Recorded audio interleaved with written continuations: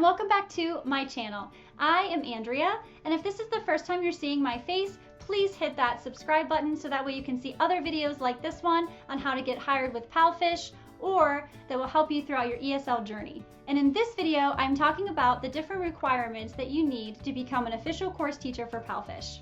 So let's go! So the different things that they require is that you have a TESOL or a TEFL certificate. If you do not have that, then I will link it in the description box. I actually have an affiliate link, and it's only a $19 course. I'll link that below for you so that way you can get it at a deep, deep discount, and in turn I can help you out throughout the process. Another requirement for PalFish is that you have a blue shirt. It can be any shade of blue, and it does not have to say PalFish on it or your name. It can just be a plain blue shirt, but anything that isn't too distracting for the student. You also want to make sure that you have the PalFish logo in your background. I just got this off of Google, and I just printed it and laminated it, and I just put it up anytime I teach a class. Something else you need to use for PalFish is a phone or an iPad. There is no desktop option for this program, so you just want to make sure you have a backup. So I personally use my iPad and my phone. Something else that is not a requirement, but I found super helpful, is to get some kind of a stand for your phone or your iPad. I will link this in the description box. It is seriously my favorite. I've used several different holders, and this is the best one I found so far. I just want to show you. So you actually pull these, and it's wide enough for an iPad. I can fit mine in here, and I had to take my case off just because it didn't fit otherwise.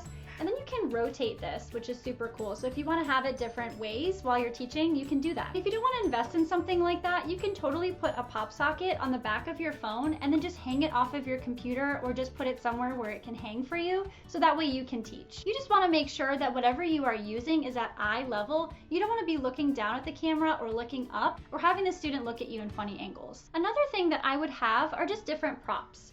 You don't have to spend a lot of money to get hired with PalFish, but honestly, I would go to the Dollar Tree and just spend a couple dollars on different types of props. I will show you my go-to props that I use in a lot of my classes. The first one is this ball. So you can use this ball for so many different things. So you can use it for sphere, you can use it for throw, you can use it for catch.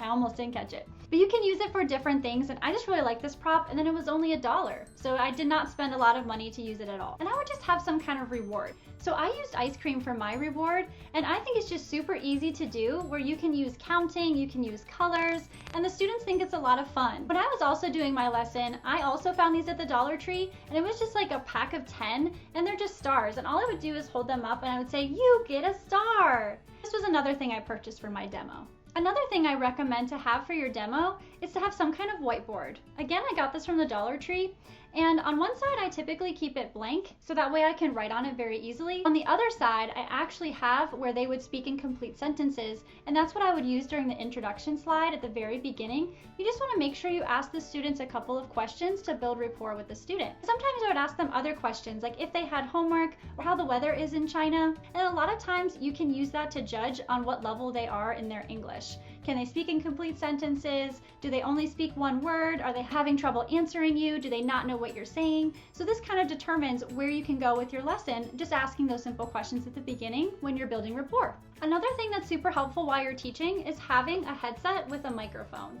You don't have to have this to teach. It isn't a requirement for PalFish, but I personally like using it so that way I can hear their pronunciation and fix any errors, and that way I'm not hearing them from my phone or my iPad. So something else that I invested in is to get flashcards that I found at the Dollar Tree. These are my most popular props. I use cat and dog. They are the most recognizable for the student. You can use them for tail, for ears, counting their legs. You can use them on how to spell the animal. I just really like these props, and I found them helpful for my lesson. So that is the information that I have for you. Thank you so much for watching. I hope you found this video helpful. Please give this video a like and hit subscribe if you would like to see other videos like this one. Thank you so much. I'll see you in the next video.